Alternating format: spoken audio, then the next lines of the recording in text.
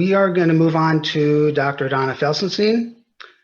She is an internal medicine and infectious disease physician who practices at MGH, should say the Mass Brigham or whatever you're now called.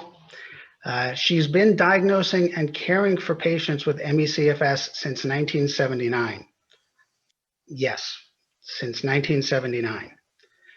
She's an assistant professor of medicine at Harvard Medical School. She serves as a member of the scientific team with the Open Medicine Foundation and is a participating member of the US ME/CFS Clinicians Coalition. We're very happy to welcome Donna Felsenstein. Thank you very much, Phil, for having me here today. It is actually a great pleasure to be here with all of you. I'm honored to be on the same panel with Ron Tompkins and David Sistrom, and I'm also honored to have the opportunity to talk to all of you as this is a very important topic and close to my heart, and as Phil said, something that I've been doing for very many years. So it is a wonderful privilege to be here and to have the support of everyone in this group as we try to move this field forward. So thank you for inviting me.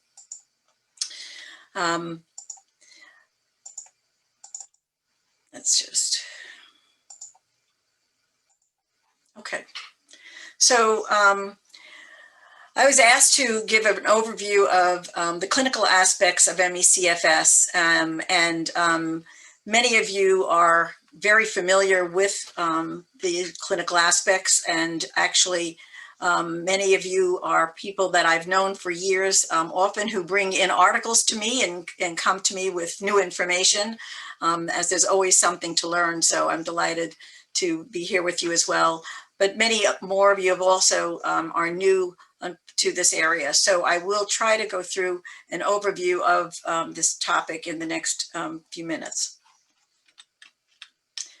So as Phil said, around 1979 or 1980 is when I didn't wear glasses, didn't have gray hair, but remember sitting in my office and a young woman came in who described her illness to me and talked about how her life had changed and basically fallen apart, and how she couldn't go to work and couldn't see her friends and was basically bedridden. And I said to her, I do not know what you have.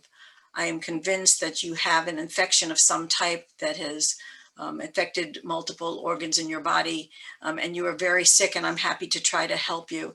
And she broke into tears, and she said to me, you're the first physician who told me I wasn't depressed and crazy. And unfortunately, that is something that I've heard over and over again in the years, is that people have not been believed, that people have been told that they're depressed, and that people have not gotten the right care. So that is something that I saw way back. And unfortunately, we continue to see in this era as well. Although with everybody coming together now, I am very hopeful that this will be changing. Another patient I just want to tell you about, someone else that I met some years ago, was a 39-year-old woman. She was in excellent health, a long distance runner, 35 miles per week, did the Stairmaster, did weightlifting. Her only medical problem was hypothyroidism, low thyroid function, for which she was already treated. And 1 year before I met her, she had a flu, which was, she described as a viral-like illness where she had a high temperature, stayed home from work for a few days, didn't think much of it. But 2 weeks later, she noticed that she was fatigued, continued to have some respiratory symptoms. She got better, but she never got right back to her normal state. She tried to run her usual 7 miles, took a shower, and at that point felt like she was going to pass out and realized that something was very wrong. She tried to cut back on what she was doing. She felt a little bit better. She started to run shorter distances. She ran about 5 miles a day by the time she got through the summer. She was tired, had a headache. And then a few months later, she noted that her muscles were feeling a little bit weaker. And as she actually was driving her car, she had trouble holding on to the steering wheel. She felt a little bit better, some days good, some days bad. She ran 7 miles at the end of December, but the very next day she woke up, felt very tired, felt faint, and was ill for the rest of the day. She tried to run shortly thereafter, but had difficulty after that actually making her way back to her apartment. And 3 weeks later, she realized that she was totally unable to walk to the T station to get to work. And that is about the time that she then came to my office and I saw her. She had some other symptoms. She was woozy. She had intermittent pain in her extremities, a sore throat that was mild, that would come and go.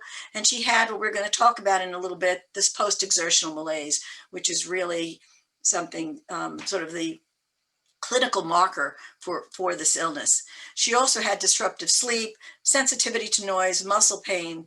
She had to change her position at work and requested accommodation for rest periods. She had difficulty doing her household chores. She was able to go grocery shopping, but couldn't lift her groceries or put them away. She could dust her house, but couldn't vacuum. So she was able to do some things, but not everything else that she normally would do. And she found herself napping a great deal. She was seen, she had multiple evaluations, including neurological evaluations, rheumatological, sleep consult, endocrinology, and ultimately she was seen by Dr. Systrom's group in 2015, where she did have a CPET test. She was determined to have dysautonomia, and she was put on Mestinon with some clinical improvement, and she has increased her activity over the years and continues to be followed in our group. This is a scenario that I have again seen time over time, where people have an illness, seem to get better, but symptoms wax and wane, and then they go on to have progressive symptoms often. So ME/CFS, myalgic encephalomyelitis, chronic fatigue syndrome, is a chronic multisystem illness. This etiology, the cause of this illness, unfortunately, after all these years, remains unknown. And as we've talked about today, we're just trying to find biomarkers for this illness to help make this diagnosis. And maybe Dr. Systrom is onto something already. It's not a new illness. It's been around for decades. All the way back in 1934 is when it was first described, and has had multiple names over the years. I won't spend a whole lot of time going through this. Called chronic fatigue syndrome by 1988, immune dysfunction syndrome, systemic exertional intolerance disease in 2015. So lots of names, lots of time for us to learn about this illness, which is what we are finally doing after decades of seeing people be ill. And in 2015, the Institute of Medicine did come out with a report where they've documented that approximately anywhere between 1 million to 2.5 million Americans have CFS-ME at a cost of almost $24 billion annually to society. It's a serious, chronic, complex, systemic disease, which actually profoundly affects the lives of people. It is not, as many clinicians unfortunately say, a psychological problem. It is well beyond that. Many of the patients that we see have had to cut down on their social life. They cannot meet the responsibilities to their family. Their work performance has suffered. Many of them have lost their jobs because of that. 50% of people cannot work full-time. They're able to do some part-time work, but a significant percentage of people are actually unable to work at all and are often on disability. Who is affected? Well, it can actually be anybody. The average is around 30 to 40 years, with the range being 5 to 65 years old. Sometimes there are some people that are a bit older, in their 70s. It can affect children, and it can affect adolescents, although at a much lower rate. As already been said, more than 50% of people are women, but men are obviously affected as well. All ethnic and racial groups can be affected. Anybody of any income, of any stature can be affected, and it involves people and can affect people, and has in all countries all around the world. So this is a pandemic of a different sort. It doesn't matter if you're educated or not educated. I have a lot of of lawyers, accountants, custodians, people of all walks of life who've been unfortunately affected by this illness. There's been criteria, because we don't have a biomarker, there's been criteria to try to help us identify people who've had chronic fatigue syndrome. The Fukuda criteria back in 1994. And again, I'm not going to spend a lot of time. It's just listed here for your interest. But these criteria have changed over the years. Again, the Canadians' criteria came out in 2003, where post-exertional malaise with a delayed recovery for function was a requirement in order to make this diagnosis. Later on in 2011, the international consensus again trying to come up with a way to make this diagnosis because of our failure to have a blood test or other test to make the diagnosis for patients. And finally, in 2015, the Institute of Medicine came out with this description where your patient needs to have a significant reduction or impairment in their ability to function at the same level of activity. I'm sorry, I didn't mean to do that. I'm trying to close this. There we go. That they had prior to illness, and that it is lasted at least for 6 months. And I saw a question on the chat. It doesn't mean that they can't have ME/CFS or be diagnosed with it prior to that, but it usually, some people can get better before that. So they do require that you have it for 6 months, but the evaluation for ME/CFS should certainly take place prior to 6 months of illness. The fatigue is new, meaning they weren't born with it. And it's not just the result of doing a big workout where somebody might be tired. This is a very different kind of fatigue. And it doesn't get better when you just sit down and rest. The second part of this, again, is the post-exertional malaise. This is an exacerbation of symptoms after physical, mental, or emotional exertion, which would absolutely have been tolerated previously. Some people have, and this actually must happen in more than about 50% of time. Some patients have light and sound sensitivity as well. This post-exertional malaise often occurs 12 to 14 hours 48 hours after the exertion. So someone can do a workout on their treadmill and feel okay, and then that evening or the next day have their crash, as we'll talk about. And that can happen up until 2 days after they've done their physical exertion or had a mental or emotional stress. And this crash can last days, weeks, or months. The other hallmark of this illness is unrefreshing sleep. People can sleep for 12, 18 hours, but they wake up feeling like they haven't slept at all.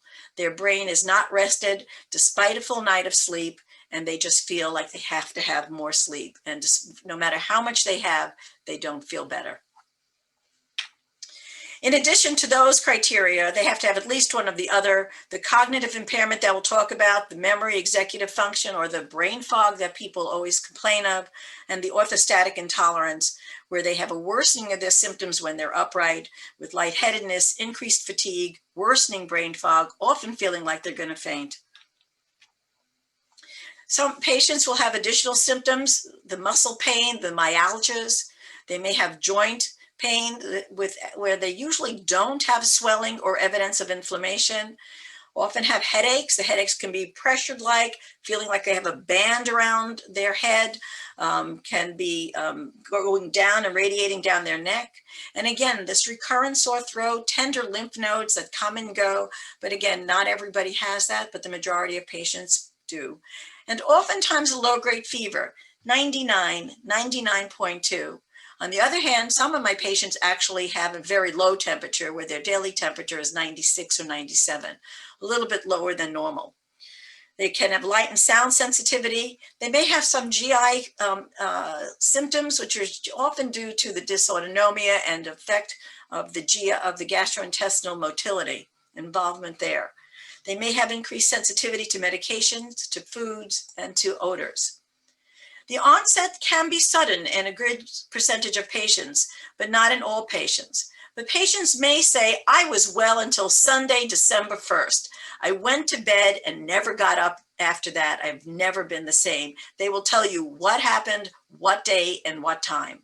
They have had sore throats, cough, runny nose, swollen glands, muscle pains, fever, headache, and diarrhea. And I dare say these COVID-19 long haulers will remember exactly when they got sick as well, unfortunately.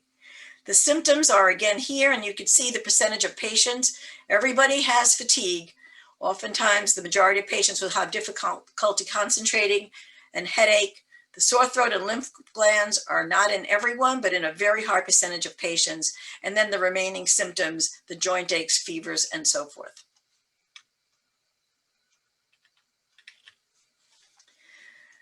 10 to 25% of patients seen in a primary care practice complain of fatigue. Does that mean everybody has ME/CFS? Absolutely not. The issue is, what do we mean when we say fatigue? And this fatigue is very, very different. And the real issue is, it is important for the primary care provider to be able to understand what the fatigue is that the patient is talking about. And that is why we're working as a group to try to develop a questionnaire and tools for primary care providers to use so that they can evaluate these patients in the times that they're given in their office and try to understand who really needs to have further evaluation. So what do patients mean by fatigue? It is a profound exhaustion. Patients will tell me, I feel like the plug has just been pulled. My battery has been drained. I'm just wiped out and debilitated. And they cannot do their normal functioning. It is more severe than many other chronic illnesses, whether it's heart disease or lung disease. This is a profound fatigue. It may range from a mild impairment, but there are a percentage of patients that are totally bedridden and unable to be upright for the day and do normal function, and unfortunately spend a good portion of their time supine in bed. The intensity of this fatigue can wax and wane, and it can wax and wane in duration. Some patients will describe that they have good days and bad days, or worse days and better days is probably more accurate. And then we go to the post-exertional malaise, or the crash. And they will tell you, I gardened, I swept up my leaves, and the next day I was in bed. And then I was in bed for the next week or two with this crash, where they have increased fatigue, increased pain, increased brain fog.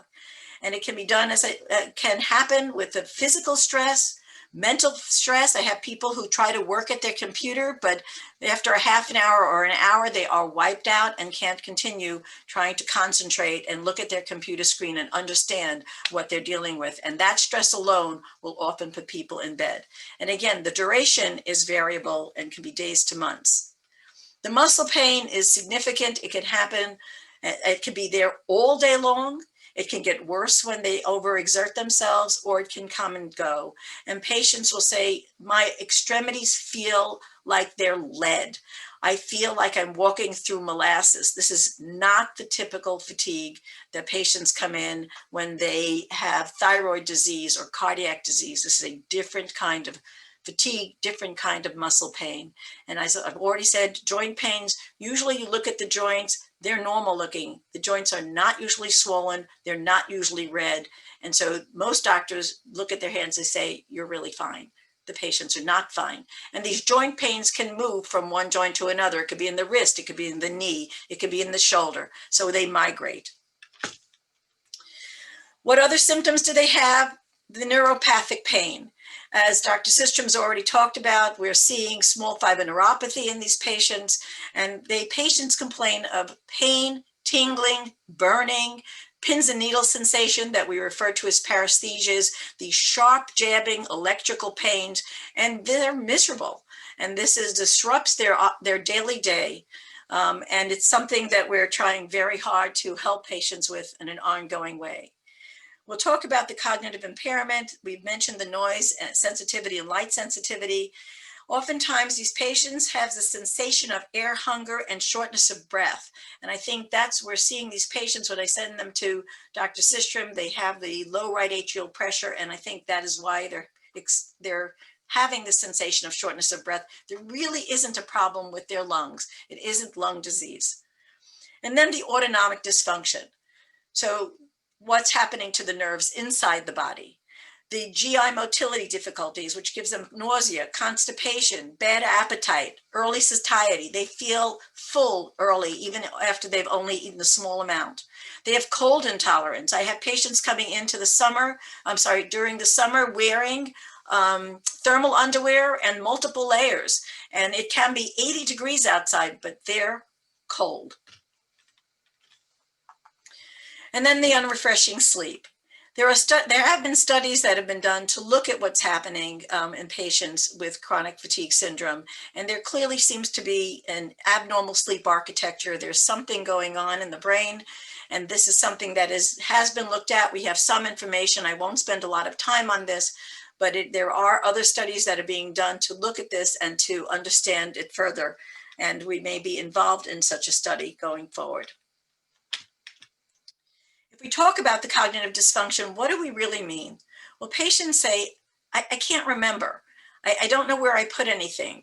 I will drive my car and I don't remember where I was going or how to get there. And this is very dramatic for people, as you can imagine. I've had people who've stopped driving because of it.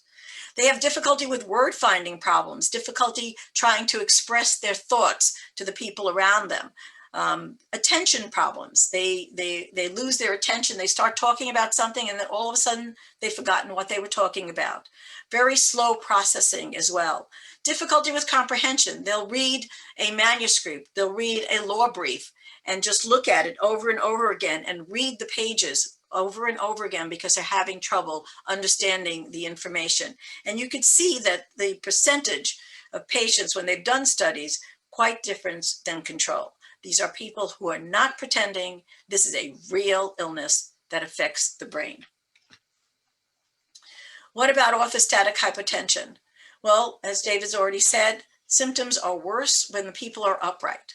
They can have a drop in their blood pressure, an increase in their heart rate, and we believe it has to do with a decrease of the blood flow to the brain, and therefore the inability for the brain to function normal. There are probably other mechanisms as well, which we need to learn about and which I won't go into here. But the symptoms that the patients have included the feeling of being very lightheaded, particularly when they get up from the sitting position. They often feel like they may faint. I have people saying, I've stood on the bank line for 5 or 10 minutes. I've had to sit down because I thought I was going to fall to the floor. Decreased ability to concentrate, as we said, the headache. Sometimes they have blurred vision, fatigue, and then exercise intolerance. They may be short of breath. They may have palpitations as their heart rate goes up. They may become tremulous and feel very anxious, and they may have this nausea. And also, as the blood pressure drops and the blood pools to their lower extremities, they may have an increased erythema or redness and purplish color to their distal extremities, their feet, their toes. Donna, about 5 minutes. Okay, thanks, Phil. I think we're doing okay. I will try to move a little faster. POTS or postural tachycardia syndrome is a little bit different. It is a form of orthostatic intolerance, but here the autonomic reflexes are preserved and the blood pressure doesn't actually drop. Instead, what you sometimes actually have is an elevation in the blood pressure and an increase in the heart rate with a change to upright position. So the patients actually have tachycardia or an elevated heart rate. Neuropathy, David's already mentioned. I won't go into this in detail, but again, the symptoms that patients can have, the itching, the tingling, the pins and needles, particularly it starts in their toes and their fingers and actually will then go up onto the upper arms over time. Chronic fatigue is not the only cause of neuropathy. There are very many causes, whether it's diabetes, vitamin B12 deficiency, infections, many drugs can cause neuropathy, heavy metals, lead, and so forth. And so when I see patients, it's extremely important to make sure that these other causes are absolutely ruled out. So what is the cause of ME/CFS? We don't know. We think it starts probably by an infection or multiple infections. We've talked about EBV, HHV6 over the years, mycoplasma. None of these have been proven. I've seen patients with ME/CFS that are clearly EBV negative. Maybe a percentage is caused by EBV. We don't know the cause, but it may be multiple causes with a common pathway, with a common result. We don't know, but it's what we need to do and what we need to find out. So it may be a post-infectious process.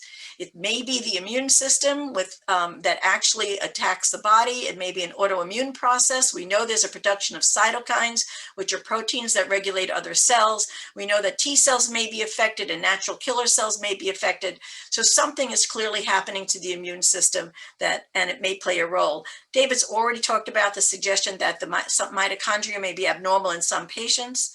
We do see that it may run in some families, so there may be a genetic predisposition in some cases, certainly physical and emotional stress, and some people are looking at whether or not there are issues in the environment and mold exposure. Again, things that we need to learn about. But because we don't have a biomarker, this unfortunately, even in 2020, remains a diagnosis of exclusion. So a good portion of my time is taking a history on the patient, doing a physical examination, and looking for other possible causes of fatigue to make sure that there isn't something else being missed. It is extremely important to do that at the outset before the patient is diagnosed. And actually, over the years, as patients come in and they have these waxing and waning symptoms, you don't want to stay there with blockers on and always say, oh, it's just your ME/CFS. Patients can get other things over the year. A patient with ME/CFS can also get Lyme disease, and you never want to miss something that is treatable. So you have to keep an open mind and spend the time with the patient and understand what's going on.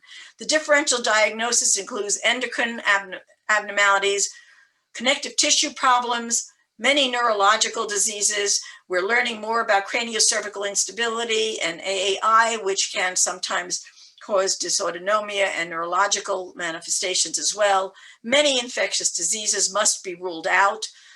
Sleep disorders, sleep apnea, restless leg syndrome, disturbed sleep, psychiatric. Again, many of my patients are depressed, but it's a secondary depression, not a primary depression. But again, other things that do need to be ruled out.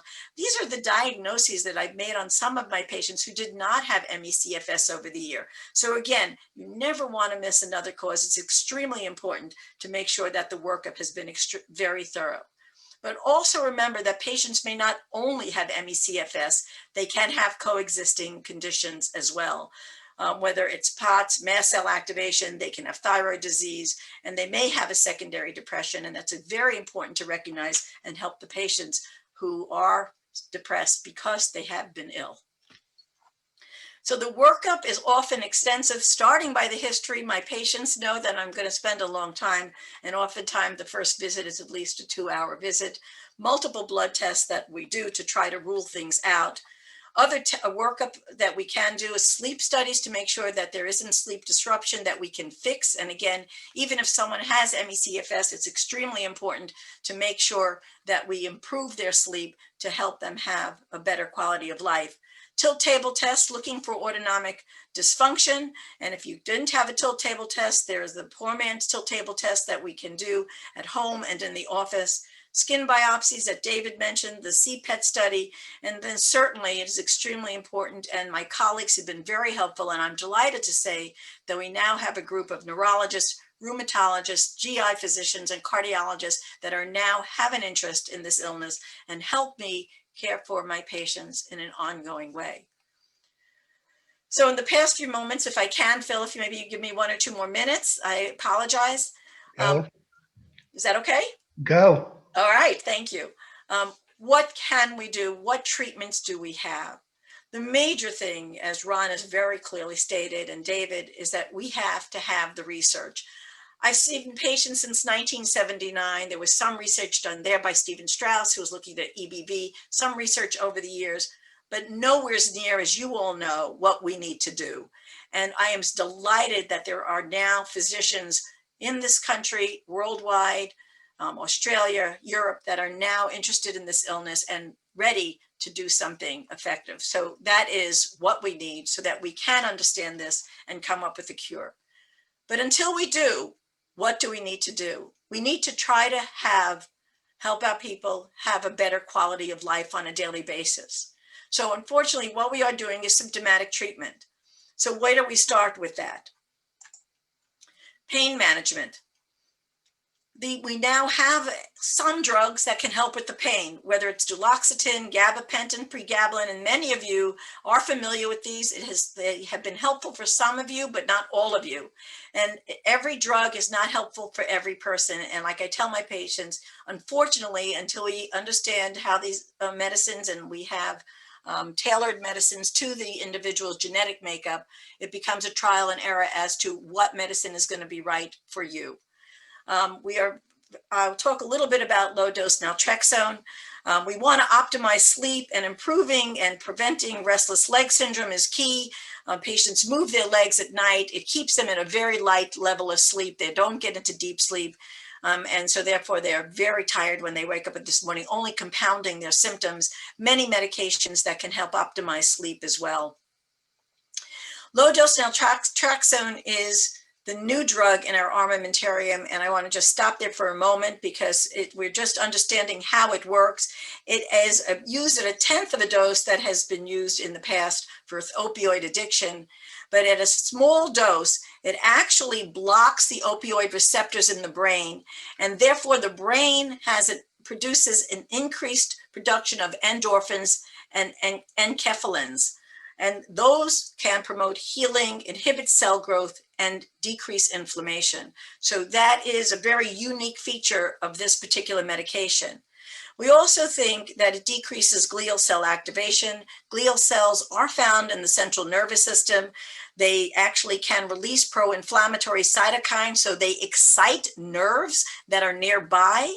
And by the naltrexone actually can decrease the glial cell activation and therefore decrease the excitability of these nerves, which can decrease neuropathic pain and actually can also help people feel better with the as well, including the increased endorphin. So people have decreased pain, but also often a sense of well-being. So it's worth a trial of naltrexone, and sometimes you have to start at a really, really small dose, work your way up.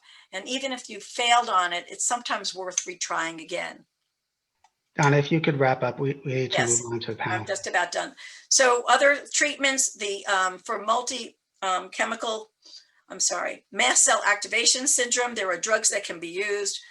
For the orthostatic hypotension, increasing salt, either in the diet, sometimes using salt tabs, increasing fluids. Occasionally the patients need saline. We do have a variety of drugs that can be utilized: Florinef, Mestinon, as David talked about, beta blockers to decrease the tachycardia. Treatment for POTS is similar. And to close, what I want to talk about is treatment other than medical. We talk about the importance of patients pacing their activities and managing the duration and level activity so that they don't crash. What is their limit? And I tell patients, don't go beyond there. Stay at your limit and maybe over time stretch the envelope. But we don't want people crashing. It uses up tremendous energy to come out of that crash. So I try to prevent this up and down. The other issue is, it is important, though, no matter what you do, is to do some movement, whether it's squeezing a ball of socks, whether it's doing some mild movement, because we don't want you to lose the muscles that you do have. The other support is physical, from family and friends, or home health aides helping you in the home, helping with chores. I tell people, sit down in the shower, don't waste your energy standing up. Walk with a rollator if you need to, so when you get tired, you could sit down and rest. Motorized scooters have been extremely helpful for many people. And then again, emotional support by family and friends, by therapists, by cognitive behavior. We work with the Benson Henry Mind Body program, have been a huge support to many of my patients, and the many support groups that you are all working with and familiar with. And the sentence that I hear is, I want my life back. And I am continuing to be hopeful as we have research now, and as we have more and more people that are interested, that want to work in this area, that we will get there. Stay hopeful. We want to give you your life back, and we are working to try to provide that for you. So what is the task ahead of us? The research. We want to educate the public. We want to educate medical providers, both doctors and nurses, to recognize this illness, to understand it, and to help you. And we want to help with the support services for things like disability, for other supports as well. And on that note, I thank you for having me here today. There are some references here, and you can go to the CDC website, and there are many references for you to look at if you want to read some more. Thank you. I apologize for going over, Phil, and thank you for having me here today. You bet. I wish we had time for you to go on and on. That was fantastic.